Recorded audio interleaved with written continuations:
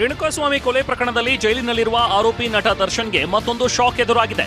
ವಿಚಾರಣೆಯಲ್ಲಿ ತಮಗೆ ಖುದ್ದಾಗಿ ಹಾಜರಾಗಲು ಅವಕಾಶ ಕೇಳಿದ ದರ್ಶನ್ ಮನವಿಯನ್ನ ಬೆಂಗಳೂರಿನ 59ನೇ ಸಿಸಿಎಚ್ ನ್ಯಾಯಾಲಯ ತಿರಸ್ಕರಿಸಿದೆ. ದರ್ಶನ್ ಖುದ್ದು ಹಾಜರಿ ಕೋರಿದ ಅರ್ಜಿ ವಜಾಗೊಳಿಸಿರುವ ಕೋರ್ಟ್ ವಿಡಿಯೋ ಕಾನ್ಫರೆನ್ಸ್ ಮೂಲಕ ಆರೋಪಿಗಳ ಹಾಜರಿಗೆ ಸೂಚಿಸಿದೆ.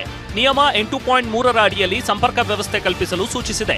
ಸಾಕ್ಷಿಗಳ ಹೇಳಿಕೆಯನ್ನ ಸ್ಪಷ್ಟವಾಗಿ ಕೇಳುವಂತೆ ವ್ಯವಸ್ಥೆ ಕಲ್ಪಿಸಿ ಅಂತ ಸಿವಿಲ್ ನ್ಯಾಯಾಲಯದ ತಾಂತ್ರಿಕ ವಿಭಾಗಕ್ಕೆ ಸೂಚಿಸಿ 59ನೇ ಸಿಸಿಎಚ್ ಕೋರ್ಟ್ನ ಜಡ್ಜ್ ಸುಜಾತಾ ಮಡಿವಾಳಪ್ಪ ಸಾಮ್ರಾಣಿ ಅವರು ಆದೇಶಿಸಿದ್ದಾರೆ. ರೇಣುಕಾಸ್ವಾಮಿ ಕೊಲೆ ಪ್ರಕರಣದ 14ನೇ ಆರೋಪಿ ಪ್ರದೋಷ್ ತಮ್ಮನ್ನ ಮಾಫಿ ಸಾಕ್ಷಿಯನ್ನಾಗಿಸುವಂತೆ 59ನೇ ಸಿಸಿಎಚ್ ನ್ಯಾಯಾಲಯದಲ್ಲಿ ಸಲ್ಲಿಸಿದ್ದ ಅರ್ಜಿಯ ವಿಚಾರಣೆ ನಡೆದಿದೆ. ಸುಪ್ರೀಂ ಕೋರ್ಟ್ ಮಾಫಿ ಸಾಕ್ಷಿ ಬಗ್ಗೆ ತೀರ್ಪುಗಳನ್ನು ನೀಡಿದೆ.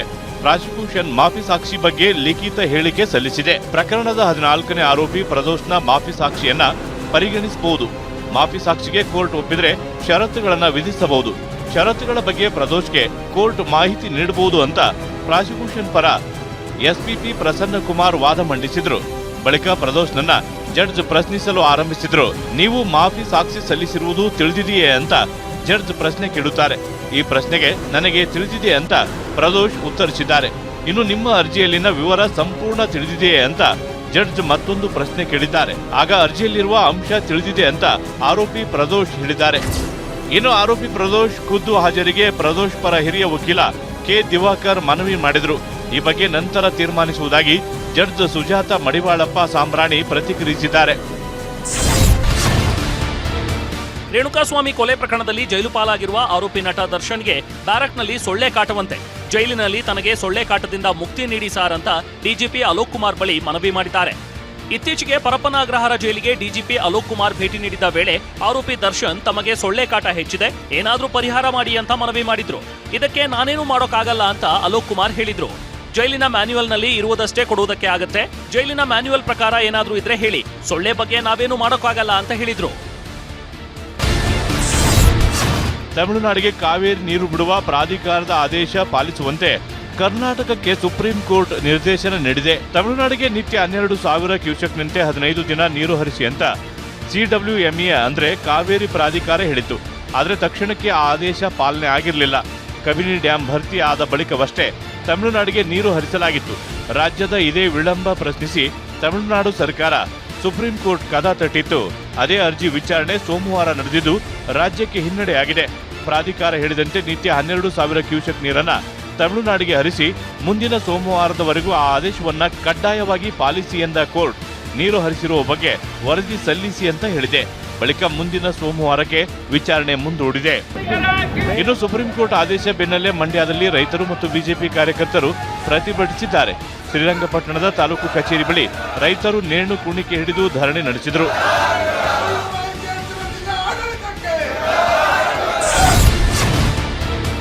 ಕಾವೇರಿ ನೀರು ಪ್ರಾಧಿಕಾರದ ಆದೇಶ ಪಾಲಿಸುವಂತೆ ಸುಪ್ರೀಂ ಕೋರ್ಟ್ ಸೂಚನೆ ಹಿನ್ನೆಲೆ ಕಾನೂನು ತಜ್ಞರ ಜೊತೆಗೆ ಮಾತನಾಡಿದ್ದೇನೆ ಅಂತ ಜಲಸಂಪನ್ಮೂಲ ಸಚಿವ ಚಲುವರಾಯಸ್ವಾಮಿ ಹೇಳಿದ್ದಾರೆ. ಬರದ ಸ್ಥಿತಿ ಬಗ್ಗೆ ನಾವು ಕೋರ್ಟ್ ಗಮನಕ್ಕೆ ತರುತ್ತೇವೆ. ವಿಭಾಗೀಯ ಪೀಠದಲ್ಲಿ ಚಾಲೆಂಜ್ ಮಾಡಬಹುದು ಅಂತ ಕುಣಿಗಲ್ ಶಾಸಕ ರಂಗನಾಥ್ ಹೇಳಿದ್ದಾರೆ. ಅದಕ್ಕೆ ನಾನು ACS ಜೊತೆ ಮಾತನಾಡಿ, ಲೀಗಲ್ ಟೀಮ್ ಜೊತೆ ಮಾತನಾಡಿ ಏನು ಆಲ್ಟರ್ನೇಟಿವ್ ನಾವು ಮಾಡಬಹುದು ಅಂತ ಹೇಳಿದ್ದೀನಿ. ಡಿವಿಷನಲ್ ಬೆಂಚ್ಗೆ ಒಂದು ಅವಕಾಶ ಇದೆ ಅಂತ ಅನ್ಕೋತೇನೆ. ನಮ್ಮ ಸರ್ಕಾರದವರು ಮಾನ್ಯ ಮುಖ್ಯಮಂತ್ರಿ ಸಾಹೇಬರು ಅದರ ನಿರ್ಧಾರ ತೆಗೆದುಕೊತಾರೆ. ಈಗ ಮುಖ್ಯಮಂತ್ರಿಗಳು ಅದರ ಬಗ್ಗೆ ಕಾನೂನು ತಜ್ಞರ ಜೊತೆ ಚರ್ಚಿಸಿ ತೀರ್ಮಾನ ಮಾಡ್ತಾರೆ. ಬಿಜೆಪಿ ನಾಯಕ ಸುನೀಲ್ ಕುಮಾರ್ ಮೃತನ ಪತ್ನಿ ಹೇಳಿಕೆ ಉಲ್ಲೇಖಿಸಿ ವಾಗ್ದಾಳಿ ನಡೆಸಿದ್ರು. ನನ್ನ ಪತಿ ಜೋಳ ಕಾಯಲು ಜಮೀನಿಗೆ ಹೋಗಿ ಅಲ್ಲೇ ಮಲಗಿದ್ದರು. ಜಮೀನಲ್ಲಿದ್ದವರನ್ನು ಕರೆದೊಯ್ದು ಗುಂಡಿಟ್ಟು ಸಾಯಿಸಿದ್ದಾರೆ ಅಂತೇಳಿ ಮೃತಪಟ್ಟಂತ ಪತ್ನಿ ಹೇಳಿಕೆಯನ್ನು ಕೊಡ್ತಾರೆ. ಇಂಥ ಪರಿಸ್ಥಿತಿ ಕರ್ನಾಟಕಕ್ಕೆ ಯಾಕೆ ಬಂತು? ನಿಮ್ಮ ರಾಜಕೀಯ ಮೇಲಾಟಕ್ಕೋಸ್ಕರ ರೈತರ ಮೇಲೆ ಯಾಕೆ ಗುಂಡಾಗ್ತಾ ಇದ್ದೀರಿ ನೀವು? ಸುನೀಲ್ ಕುಮಾರ್ ಹೇಳಿಕೆಗೆ ಉತ್ತರ ನೀಡಿದ ರಾಮಲಿಂಗಾರೆಡ್ಡಿ, ಘಟನೆ ನಡೆದಿದ್ದು ಖಾಸಗಿ ಜಾಗದಲ್ಲ, ಅರಣ್ಯ ಪ್ರದೇಶದಲ್ಲಿ ಎಂದ್ರು. ಜೊತೆಗೆ ಹಸು ಹುಡುಕಲು ಹೋಗಿದ್ರು ಎಂಬ ಹೇಳಿಕೆಗೂ ಉತ್ತರ ನೀಡಿದ್ರು. ಸಭಾಧ್ಯಕ್ಷರೇ, ಸುನೀಲ್ ಅವರು ಇನ್ನೊಂದು ಕೇಳಿದ್ರು, ಇದು ಅವರ ಶ್ರೀಮತಿಯವರು ಇದು ಜೋಳ ಕಾಯಲು ಹೋಗಿದ್ರು ಅಂತ. ಇದು ಆಗಿರ್ತಕ್ಕಂಥದ್ದು 5 ಕಿಲೋಮೀಟರ್ ಒಳಗಡೆ ಘಟ್ಟ ಅರಣ್ಯದ ಒಳಗಡೆ ಆಗಿರ್ತಕ್ಕಂಥದ್ದು. ಅದು ಅವ್ರ ಜಾಗನೂ ಅಲ್ಲ, ಇದು ಅರಣ್ಯ ಪ್ರದೇಶ. ಇದು ಅರಣ್ಯ ಪ್ರದೇಶದ ಒಳಗೆ ಆಗಿರ್ತಕ್ಕಂಥದ್ದು. 5ರಿಂದ 8 ಕಿಲೋಮೀಟರ್ ಒಳಗಡೆ ಅವರೆಲ್ಲ ಸುತ್ತಾಡಿದ್ದಾರೆ. ಏನೋ ಅವರು ಫೋನ್ ಮಾಡಿ ಹೇಳ್ತಾರೆ ಕಾಡಲ್ಲಿ ಹಸು ಹೋಗ್ಬಿಟ್ಟಿತ್ತು ಅಂತ. ಅಡುಗೆ ಸಾಮಾನು ತಗೊಂಡು ಹೋಗ್ತಾರೆ ಯಾರಾದರೂ? ಅಡಿಗೆ ಸಾಮಾನು ತಗೊಂಡು ಹೋಗ್ತಾರ? ವಿಪಕ್ಷ ನಾಯಕರು 1 ಕೋಟಿ ಪರಿಹಾರಕ್ಕೆ ಆಗ್ರಹಿಸಿದ್ದಕ್ಕೆ ಉತ್ತರ ನೀಡಿದ ರಾಮಲಿಂಗಾರೆಡ್ಡಿ, ಸದ್ಯ ಮ್ಯಾಜಿಸ್ಟ್ರೇಟ್ ತನಿಖೆ ನಡೆಯುತ್ತಿದೆ, ಸಿಎಂ ಜೊತೆ ನ್ಯಾಯಾಂಗ ತನಿಖೆ ಬಗ್ಗೆ ಚರ್ಚಿಸ್ತೇನೆ, ತನಿಖೆ ಮಾಡಿ ಅವರು ಬೇಟೆಗಾರರು ಅಲ್ಲ ಅಂದ್ರೆ ಪರಿಹಾರದ ಬಗ್ಗೆ ಯೋಚನೆ ಮಾಡ್ತೀವಿ ಅಂದ್ರು.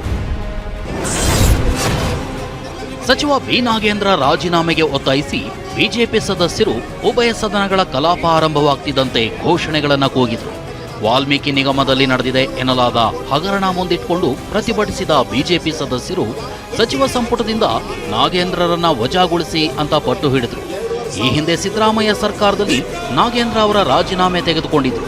ಈಗ ಮತ್ತೆ ಮಂತ್ರಿ ಮಾಡಿದ್ರೆ ಸದನಕ್ಕೇನ್ ಗೌರವ ಅಂತ ಪ್ರಶ್ನಿಸಿದ್ರು.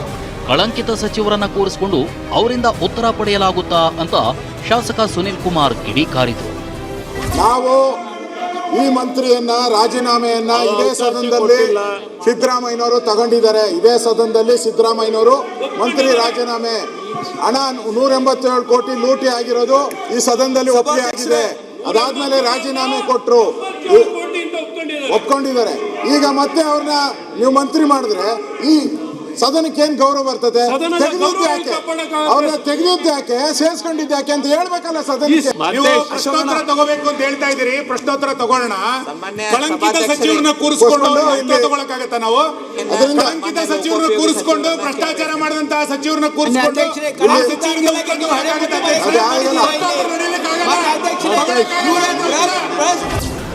ನಾಗೇಂದ್ರ ರಾಜೀನಾಮೆಗೆ ಒತ್ತಾಯಿಸಿದ ವಿಪಕ್ಷ ನಾಯಕ ಆರ್ ಅಶೋಕ್ ಹಿಂದೆ ಸಿದ್ದರಾಮಯ್ಯ ಸರ್ಕಾರದಲ್ಲಿ ರಾಜೀನಾಮೆ ತೆಗೆದುಕೊಂಡಿದ್ದಾರೆ, ಮತ್ತೆ ಅವರನ್ನೇ ಮಂತ್ರಿ ಮಾಡಿದ್ರೆ ಸದನಕ್ಕೆ ಏನ್ ಗೌರವ ಇದೆ ಅಂತ ಪ್ರಶ್ನಿಸಿದ್ರು. ವಾಲ್ಮೀಕಿ ಹಗರಣದ ಆರೋಪ ಮಾಡಿದ ಬಿಜೆಪಿ ನಾಯಕರಿಗೆ ಪ್ರಿಯಾಂಕ್ ಖರ್ಗೆ ತಿರುಗೇಟು ಕೊಟ್ರು. ಅವರು ಅಧಿಕಾರದಲ್ಲಿದ್ದಾಗ ವಿಧಾನಸೌಧವನ್ನ ವ್ಯಾಪಾರ ಸೌಧ ಮಾಡಿದ್ರು ಅಂತ ಹೇಳಿದ್ರು. ಇನ್ನು ಮೊಸರಲ್ಲಿ ಕಲ್ಲು ಹುಡುಕೋದು ವಿಪಕ್ಷದವ್ರ ಕೆಲಸ ಅಂತ ಬಾಲಕೃಷ್ಣ ವಾಗ್ದಾಳಿ ನಡೆಸಿದ್ರು. ಬಿಜೆಪಿ ಅವರಿಗೆ ಇದ್ರ ಬಗ್ಗೆ ಮಾತಾಡೋ ನೈತಿಕತೆನೇ ಇಲ್ಲ. ಅವರಿದ್ದಾಗ ವಿಧಾನಸೌಧವನ್ನು ವ್ಯಾಪಾರ ಸೌಧ ಮಾಡಿದ್ರು, ನೆನಪಿರಲಿ ಅಂತ. ಆ್ಯಂಡ್ ನಾಗೇಂದ್ರ ಅವರು ಇನ್ನೂ ಯಾವುದೇ ರೀತಿಯಾಗಿ ಕನ್ವಿಕ್ಟೆಡ್ ಅಲ್ಲ. ಯಾವಾಗ ಸರ್ಕಾರಕ್ಕೆ ಮುಜುಗರ ಆಗ್ತಾ ಇದೆ ಅಂತ ಅವರು ರಾಜೀನಾಮೆ ಕೊಟ್ಟರು, we had accepted it. Voluntary ಅವರೇ ಕೊಟ್ಟಿದ್ರು. ಈಗಾಗಲೇ ಕ್ಲೀನ್ ಚಿಟ್ ಸಿಕ್ಕಿದೆ ಅಲ್ಲ CID ಇಂದ. ವಿರೋಧ ಪಕ್ಷದವ್ರು ಇನ್ನೇನು ಕೇಳ್ತಾರೆ ಅದನ್ನೇ ಕೇಳಬೇಕಲ್ವ ಅವರು. ಅವರೆಲ್ಲ ಮೊಸರಲ್ಲಿ ಕಲ್ಲಲ್ಲಿ ಹುಡ್ಕೊಂತಕ್ಕಂಥದ್ದು ಏನಂದರೆ, ನಾಗೇಂದ್ರ ಅವರು ಈಗ ಅವ್ರದ್ದು ಶಿಕ್ಷೆ ಏನು ಕನ್ಫರ್ಮ್ ಆಗಿಲ್ಲ. ಶಿಕ್ಷೆ ಆಗದೆ ಇರೋದ್ರಿಂದ ಇನ್ನೂ ತನಿಖೆ ಹಂತದಲ್ಲಿದೆ. ತನಿಖೆ ಹಂತದಲ್ಲಿದ್ದಾಗ ಇದು ಕೇಳ್ತಕ್ಕಂಥದ್ದು ಸೂಕ್ತ ಅಲ್ಲ ಅಂತಕ್ಕಂಥದ್ದು ನನ್ನ ಅಭಿಪ್ರಾಯ. ಸಚಿವ ನಾಗೇಂದ್ರ ರಾಜೀನಾಮೆಗೆ ಒತ್ತಾಯಿಸಿ ವಿಪಕ್ಷಗಳು ಧರಣಿ ನಡೆಸಿದವು. ಈ ಹಿನ್ನೆಲೆ ವಿಧಾನಸಭೆ ಕಲಾಪವನ್ನ ಸ್ಪೀಕರ್ GS ಪಾಟೀಲ್ 1 ಗಂಟೆ ಕಾಲ ಮುಂದೂಡಿಕೆ ಮಾಡಿದ್ರು. ಬಳಿಕ ವಿಪಕ್ಷಗಳ ಜೊತೆ ಸ್ಪೀಕರ್ GS ಪಾಟೀಲ್ ಸಂಧಾನ ಸಭೆ ನಡೆಸಿದ್ರು. ಸದನ ನಡೆಸಲು ಈ ಬಾರಿ ಸಹಕರಿಸಿ ಅಂತ ಆಡಳಿತ ಪಕ್ಷ ಮನವಿ ಮಾಡಿದೆ. ಆದರೆ ಸಂಧಾನ ಸಭೆ ವಿಫಲವಾಗಿದ್ದು ಬಿಜೆಪಿ ನಾಯಕರು ಯಾವುದೇ ಉತ್ತರ ನೀಡದೆ ಹೊರಗೆ ಬಂದಿದ್ದಾರೆ. ನಾಗೇಂದ್ರ ರಾಜೀನಾಮೆಗೆ ಒತ್ತಾಯಿಸಿ ಹೋರಾಟ ಮುಂದುವರಿಸಲು ಬಿಜೆಪಿ ಹಾಗೂ JDS ನಿರ್ಧರಿಸಿವೆ. ಸದನದಲ್ಲಷ್ಟೇ ಅಲ್ಲದೆ ಜಿಲ್ಲಾ ಕೇಂದ್ರಗಳಲ್ಲೂ ಬಿಜೆಪಿ ಕಾರ್ಯಕರ್ತರು ನಾಗೇಂದ್ರ ರಾಜೀನಾಮೆಗೆ ಒತ್ತಾಯಿಸಿ ಪ್ರತಿಭಟನೆ ನಡೆಸಿದ್ರು. ಬಳ್ಳಾರಿ, ಮೈಸೂರು, ತುಮಕೂರು, ರಾಮನಗರ ಸೇರಿದಂತೆ ಹಲವು ಜಿಲ್ಲೆಗಳಲ್ಲಿ ಬಿಜೆಪಿ ಕಾರ್ಯಕರ್ತರು ಪ್ರತಿಭಟನೆ ನಡೆಸಿದ್ರು.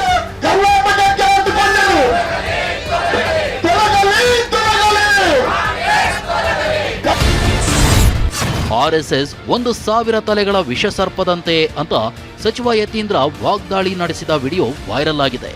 ಆಗಸ್ಟ್ 15ರಂದು ಮೈಸೂರಿನ ಕಾಂಗ್ರೆಸ್ ಕಚೇರಿ ಮುಂದೆ ಖರ್ಗೆ ಭಾಷಣದ ಸ್ಥಳ ಶುದ್ಧೀಕರಣ ಖಂಡಿಸಿ ಪ್ರತಿಭಟನೆ ನಡೆದಿತ್ತು.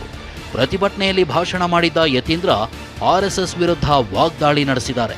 ಈ RSS ಅನ್ನೋದಿದೆಯಲ್ಲ, ಇದು 1,000 ಹೆಡೆಗಳಿರುವಂತಹ ವಿಷನಾಗರ. ಆದ್ರೆ ತುಂಬಿಕೊಂಡಿರುವಂತದ್ದು ಜಾತಿವಾದ, ಕೋಮುವಾದ, ಮನುವಾದದ ವಿಷ ತುಂಬಿಕೊಂಡಿರುವಂತದ್ದು. ಇದು ಇಡೀ ಸಮಾಜಕ್ಕೆ ವಿಷ ತುಂಬುವಂತ, ವಿಷ ಕಕ್ಕುವಂತ ಒಂದು ನಾಗರ. ಇದನ್ನ ನಾವು ಹೀಗೆ ಬಿಟ್ರೆ ನಮ್ಮ ಸಮಾಜ ಹಾಳಾಗುತ್ತೆ, ನಮ್ಮ ದೇಶನೂ ಹಾಳಾಗುತ್ತೆ.